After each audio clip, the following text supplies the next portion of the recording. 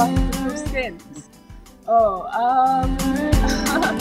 I had a lot more time, a lot more free time. I'm studying politics, government and politics, psychology and religion and ethics. Probably a little bit more than I can handle given the amount of time that I have. Very different working atmosphere up until Skins. I think this has been a really challenging role for me, and it's very different to anything else that I've done, and I'd like to think that it's much more grown up than the stuff that I've done before.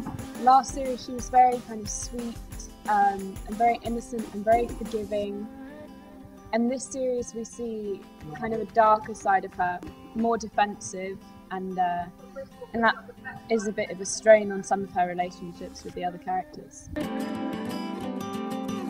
Very lucky of me, coming from sort of a really kind of almost zero sort of a theatre or film, whatever background, in a way. So yeah, he's this very he's very much a teenager in the sense of cynical, sort of hates his parents, calls them by their first names, sort of thing.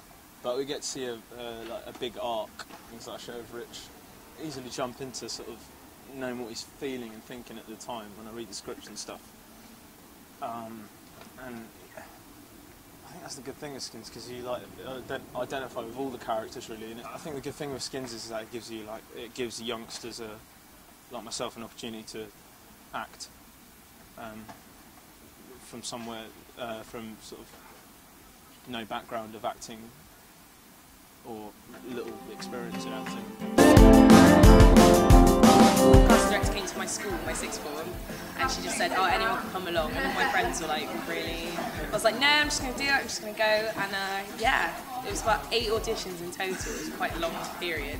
Life was good before Skins, it wasn't bad, but it was quite bland, and I also didn't know what I was going to do with my life, so I was kind of in that stage of like finishing college thinking, oh no, what's next? So Skins was kind of like came at the perfect time, which was good.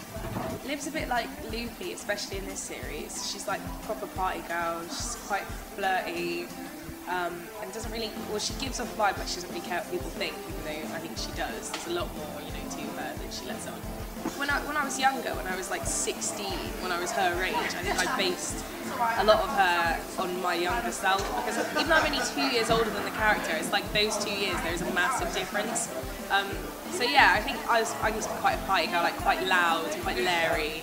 Maybe I've calmed down a bit, but yeah, I think that's definitely what I feel I have in common with her.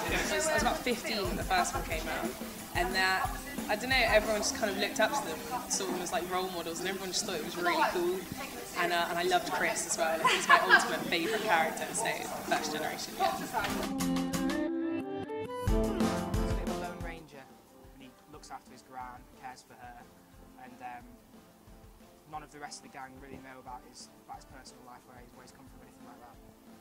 Went down to London for the first audition, and then got called back for a second one, and then they actually told me that I hadn't got it. Got a phone call saying I hadn't got the part, and they'd gone with someone else, and then they rang me up again and said, actually we've changed our minds, you're back in the frame, and then they rang me up again saying I got the part. I watched Series 5 as well, so I kind of made my impression of how they'd be like, and then when I met them and they were completely different, it was really weird, really weird. Weird in a good way.